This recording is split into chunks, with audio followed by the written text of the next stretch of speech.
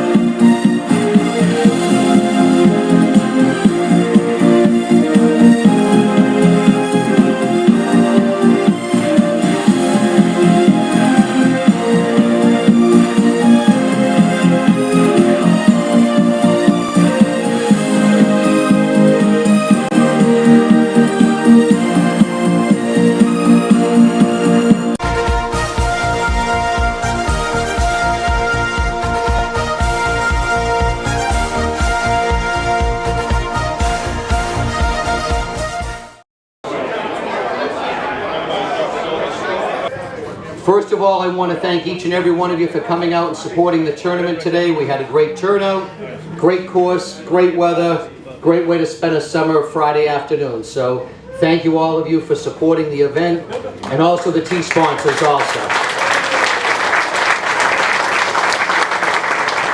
So the proceeds of today's event goes to the Mayor's Children's Fund, which is a 501c3, and the primary beneficiary of those funds will be our summer Parks and Playground program, which opens up 5 city playgrounds for 8 weeks during the summer for city kids to be able to go and attend and have activities with college and high school kids, working with them, 2 trips a week over to the Manning swimming pool. We brought a couple hundred kids to a Rocks game one day. It's a great program, and we provide it free of charge to any young person in the city at 5 different playgrounds. And most of the money that we raise here today will go towards paying the cost of that program next summer. So thank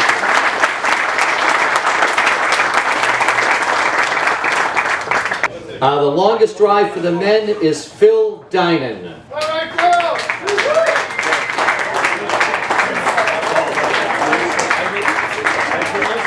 And now the longest drive for the ladies is Mary Lou Armstrong.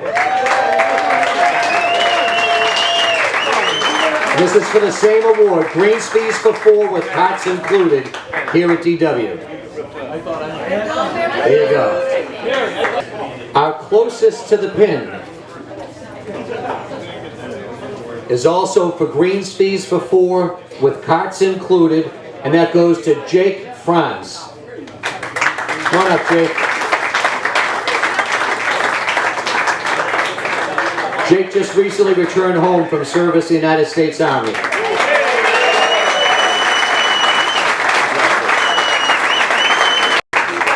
All right, now to get to the winning teams, I'm going to bring Brian Matos up, and I want to take a second to thank Brian, Nick Giaquinto, everyone that helped. We had about a dozen volunteers who came out and worked today. Bob Malley, everyone that helped us put this together. Quite honestly, I did virtually nothing to help put this tournament together today, other than ask people to play. But we had a lot of great folks that put this together to put together such a great day for us. So for our top 3 winning teams, I'm going to ask Brian to come up and announce the scores and the winning teams and give out those prizes. Brian. Thanks everyone for playing today. We're paying off 3rd, 2nd, and 1st place, and there was a tie for 3rd place at 60. Coming in 3rd, Bruce Stans, Jeff Burdick, Terry Grady, and Scott Harrington. You can come up and get your gift certificate.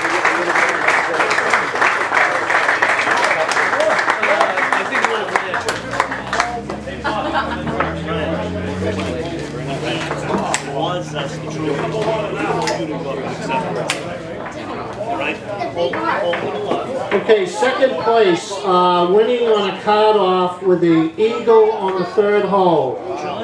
Curran Carpenter, Jake Franz, Kelly Cummings, and Miles Chatter.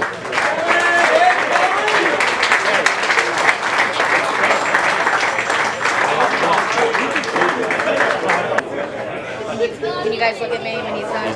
Thank you. Okay, first prize with a score of 59. Tom Zimmerman, Phil Dian, Brian Curran, and Jay Bunker.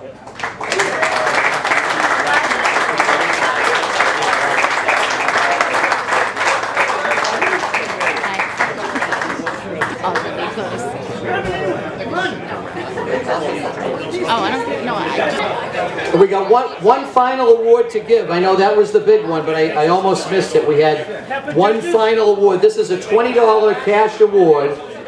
A $20 cash award for the best dressed golfer today. And that goes to Mr. George Cataldo.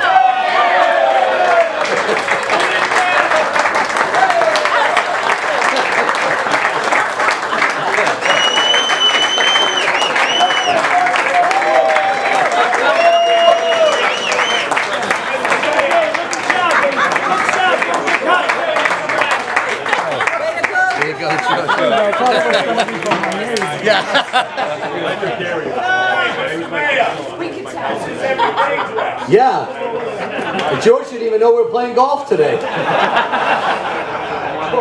You should have, honestly, yesterday, when we did an appearance together, George had on a pink tuxedo.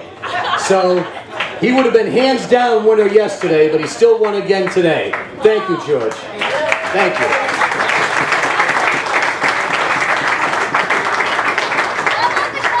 I think we gave everything away.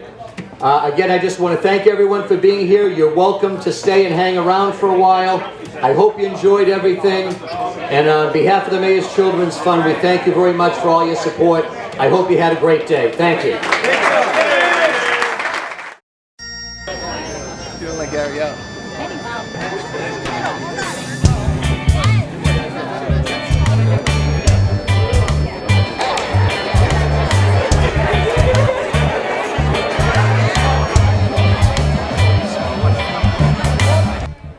It's great to see see such a great crowd here, and thank you all for coming to join us in this celebration.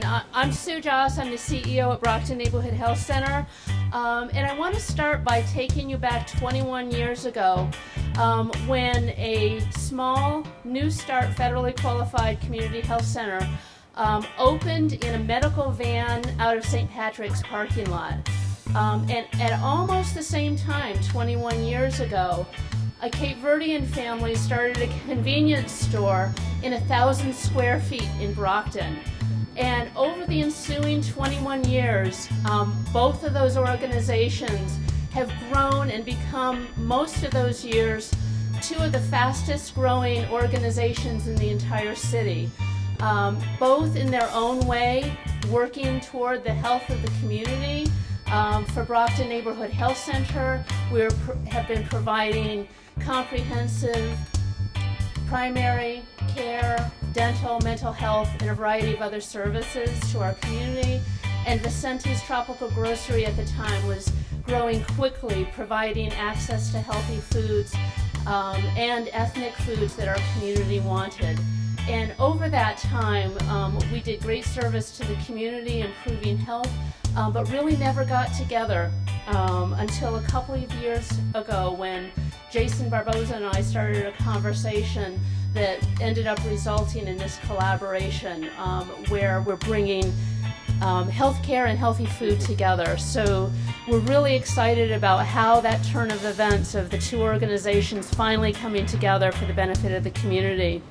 And a lot of people have asked us if this collaboration is unique and if community health centers have ever focused on access to healthy food before. And for just a few minutes, Jason and I thought it was our own brilliant idea and that we had created this model ourselves. But we realized that there are a few other models nationwide. And earlier this year, I had the privilege of having lunch with Dr. Jack Geiger, who is the founder, one of three founders of community health centers. Dr. Geiger, along with Count Gibson and our own Senator Ted Kennedy, started health centers 50 years ago. So we're celebrating a big anniversary for health centers nationwide. And as I was having lunch with Jack and telling him about this project, he was very, very excited and relayed a story to me that I had already heard but hadn't really focused on the details of the very first health center in Mount Bayou, Mississippi, where they not only started a community health center but also started an agricultural farm co-op. And what Jack said to me is, as a physician, he had always learned in medical school that, as far as he knew, the only treatment for malnutrition was food. And so that was the beginning, as far as we know, of community health centers and their involvement with access to healthy food. So we're really proud of working toward what we see as the future of healthcare in partnering with access to healthy food, but also kind of coming back to our roots. So we're pretty excited about this whole project. This is a really exciting day for the city of Brockton. I want to open by first congratulating Sue and her team at the Neighborhood Health Center at this major expansion for the accessibility of quality health care here in the city. And also my congratulations to Jason and the entire Vicente's family for developing this market here. This parcel now becomes such an important piece of our vision of the future of Brockton, downtown Brockton, in the 21st century. In our vision of downtown Brockton, we know that we have to be a livable downtown. And with the expansion of healthcare, with for the first time in a long time a full-service, high-quality supermarket in the downtown Brockton is far more livable today than it was yesterday, and we're more attractive as a place to live. This is also a very important day for our vision of the downtown because we want downtown Brockton to be a great place to both live and work. In our vision of downtown, it's a vibrant business district on the first floor, but with a lot of both market rate housing and office space being developed above that business district, and having the accessibility to healthcare and having this quality full-scale supermarket downtown is a key piece in us attracting all of those types of investors and tenants. From a business standpoint, this parcel is such a critical linchpin at the north end of our downtown business district. And as Sue mentioned, this had been vacant for decades. And this is the gateway coming into the downtown from the mall and Route 27 entrance from Route 24. And what this parcel looked like a year and a half ago and what it looks like now totally changes the impression that someone has of downtown Brockton as they enter from Route 27. From a long-term abandoned building and an empty parcel to now this beautiful facility that will create a great first impression on folks as they enter the downtown. And finally, what you see here today that's so important is partnerships, because there are a lot of partnerships involved in making a project like this work. And it starts with this very unique partnership between the Neighborhood Health Center and Vicente's Market and some of the wonderful programs that they're going to offer together. But there are a lot of partnerships represented here today. And it's the partnership of the city working with these business owners to develop here and investing in infrastructure to make this location more attractive. And in the commitment that the city made by offering the tax increment financing program, that was a key part of Vicente's and the Neighborhood Health Center being able to obtain and cobble together the package of financing that was necessary to get this project done. So as we look at other sections of the downtown, this is a puzzle that's beginning to come together. And here today, I am just ecstatic to see this very important piece of the puzzle become a reality. So thank you to everyone involved, and thank you for everyone for joining us here today. And for those of you from out of town, welcome to the City of Champions. Thank you. Affirmative investments helped Vicente's and the Health Center to create a really terrific team to build this project, and I'm really proud and delighted to be part of it. They say that it takes a carpenter to build a city, and that's definitely true. But it also takes people like the Vicentes, Manny, Jason, Alino, Luis, Kevin, Brian, who've got the courage and the commitment to take a real stake in this city and to put themselves on the line to do something great for the community and build this beautiful store. And it takes people like Sue Joss and Mel Benson and Mike Jocks of the Health Center who've got the compassion and the vision to reach out and touch so many lives in this Brockton community. It's really gratifying for us to work with good people with purpose and mission. And it's been really exciting to be part of this partnership, creating this partnership. I would like to start off by first thanking the community of Brockton, Brockton Neighborhood Health Center, and the City of Brockton for believing in this project. This project with the partnership of Brockton Neighborhood Health Center will give both of us a better opportunity to better serve this community. Everyone deserves easy access to fresh and healthy food. This collaboration will help provide just that. Fresh and healthy food in the area of Brockton that has been left vacant for 30 plus years. They say 20, I say 30. This collaboration will also allow us to work side by side together to educate our community in making healthier choices for themselves and their families. Our supermarket alone is not enough, but with Brockton Neighborhood Health Center and their expertise when it comes to nutrition and healthy foods will make all the difference in this collaboration. Together, we will help provide healthier options by making healthy food shopping easy, fun, and convenient. Most importantly, we will do whatever it takes with the Brockton Neighborhood Health Center to make this work for our community of Brockton. It's good to be here to celebrate, because what I want to celebrate are two things.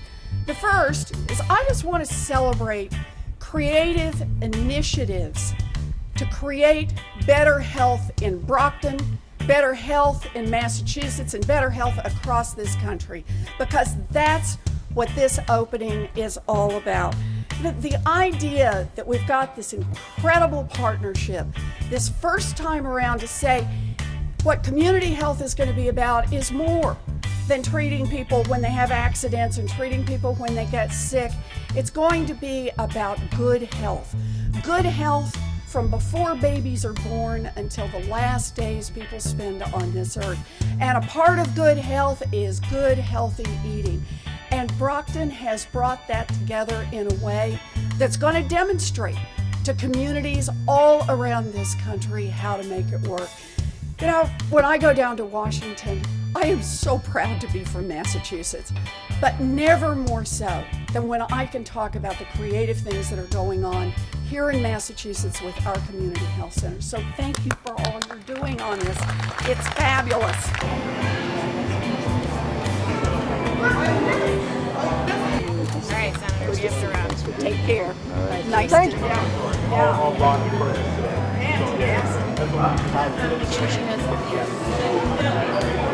Day to celebrate good health in Brockton. It is a day to celebrate healthy eating right here at Vincente's. And it is a day to celebrate that Tom Brady's going to be back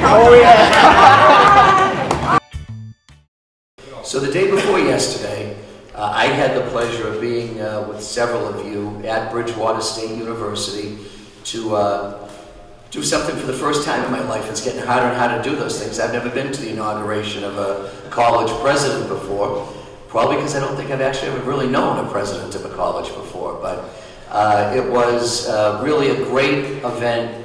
I know it was a great day for Bridgewater State University to officially name Fred Clark as their 12th president. Apparently, Fred, it's a pretty good job because I did the math. 175 years, and you're only the 12th president. So this sounds like if your health stays okay, you could have a nice run here. Similar to the tenure of a mayor. Yeah, it's the exact opposite. Yeah, but it's a couple brief remarks for me, for myself personally. I'm very proud of Fred, happy for Fred. I didn't make it any secret that when they were searching for a candidate, I didn't think they had to look any further than Fred. He really brings a unique background and a unique skill set as a college president. His whole life has not been spent in academia, although he has devoted a significant portion of his professional life in various roles in higher education. So I thought Fred really possesses that great balance. But more importantly, he's a local guy. And for us here in the city of Brockton, I love it when I get to see Fred speak somewhere and he references his Brockton roots and does it all the time and does it very proudly. And so although he may now live in a Tony affluent suburb, he still claims his Brockton roots and is very proud of it. And we're very proud. I think one of the great things of the city of Brockton is there are so many Brocktonians that do go on to do great things in their lives and reflect so well upon the city. And you look at some of the alumni from Brockton all over the world, and it can be really impressive. But I have a personal stake in Bridgewater State, as my daughter is a student there, and actually transferred there from another school to go there, and is extremely happy, is getting a world-class education. And for a city like Brockton, you know, we talk about the future of Brockton, the 21st century, and our whole economic redevelopment plans. One of the things that sets Brockton apart from many other cities like ours, particularly in Massachusetts, is the fact that we have 3 colleges and universities within a 7-mile radius of the city. And it really presents unique opportunities for our young people growing up here. And Massasoit certainly fills a very large role for us as a community college, particularly with non-traditional students and job skills trainings and all of the opportunities that they provide.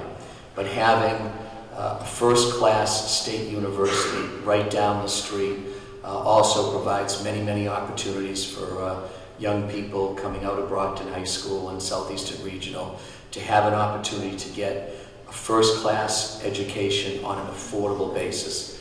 A lot of Brockton kids may not have the financial resources for their parents to send them away to an exclusive private school somewhere, or even to be able to afford the housing costs to live on campus. They're living at home and working and putting themselves through school, and Bridgewater offers a great opportunity for that right down the street. So,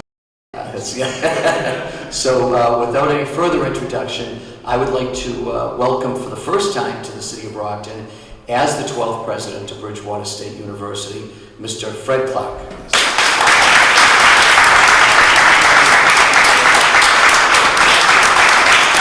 I thought I was just going to come over and say hello, and I really appreciate the turnout.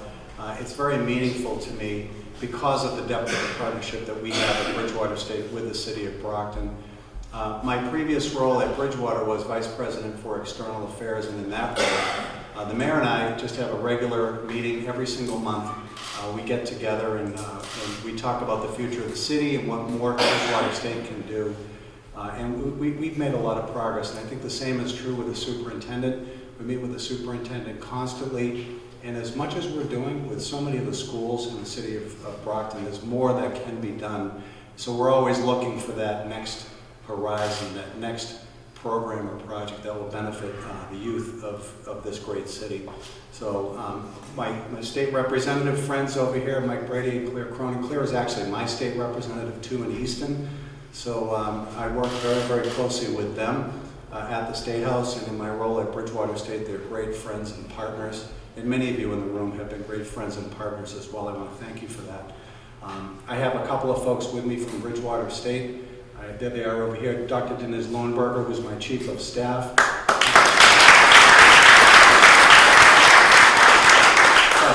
Paul Jean was my Vice President for Communications and Marketing.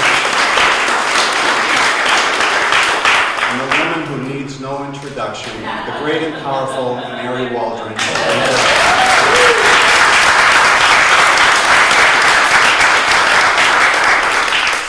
I just want to say that this city is very special to me. I was born at Brockton Hospital. I lived as a very young man on Grafton Street, and then we moved to Warren Ave, and we lived in that big yellow house that's still there today on the corner of Warren Ave and Kalmar Street. I was in the 2nd grade walking up to Cape Cod Cafe getting pizzas. I'm still trying to figure that out, but it was okay, and I came back with the pizzas, it was fine. But I was a student at the Huntington, I'm proud of that. And I remember walking home every day, and I was probably in the 3rd or 4th grade, and I would go through my papers, and I would say, this one is good for my mother. No, she's not going to see this one. Thank God I wasn't taking the bus so I could make sure that she saw the good. Luckily, that same skill works very well as a university president. I would give the trustees good news. Okay. But over the years, although we did move out to West Bridgewater and then Easton, I felt the pull, I felt my roots here. And I was fortunate enough to work for Congressman Joe Moakley. I had met him in Boston, and in 1992, the city of Brockton was redistricted into Congressman Moakley's district. It was actually half of the city at the time, but we didn't care. And we had an office right up on Main Street, so we were here many, many, many times to try to help the city, to get to that next level. That's when I first met Mary Waldron. I would like to just let you know that what I've tried to do my first 2 days on the job, kind of officially, is recommit the university to the cities and to the towns that we serve. And that's why I wanted to come to Brockton today to see all of you, to let you know that we're recommitting ourselves to help this great city to achieve the future that I know is right there. I look forward, Mr. Mayor, to working continuously with you going forward, with the superintendent, with my friends from the State House as well, and with all of you. And thank you so much for your kindness in being here today, and for that lovely cake over there as well, that you very kindly baked, obviously, this morning, Mr. Mayor, since he's an early bird. Thank you very much.